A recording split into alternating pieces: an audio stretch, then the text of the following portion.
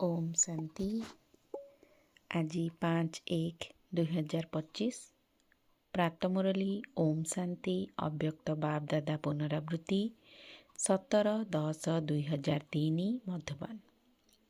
आजिर महावाक्य सारा वर्ष संतुष्टमणि होई सर्वदा संतुष्ट रहिब एवं समस्तंकु संतुष्ट करिब।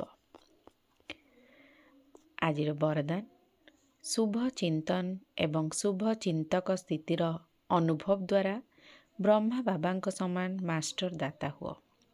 ब्रह्मा बाबांक समान मास्टर दाता हेबा पई ईर्षा घृणा एवं परिहास करिबा एही तीनोटी कथारु मुक्त रही समस्तंक प्रति शुभचिंतक हुआ एवं शुभ चिंतन स्थितिर अनुभव कर।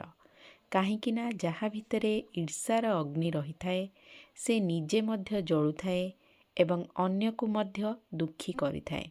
घृणा करिबा वाला निजे मध्य तळकु खसी थाए एवं अन्य माननको मध्य तळकु टाणी थाए एवं हस मजारे मध्य परिहास करुथुबा व्यक्ति अन्य आत्मा को शक्तिहीन करी दुखी करिथाए।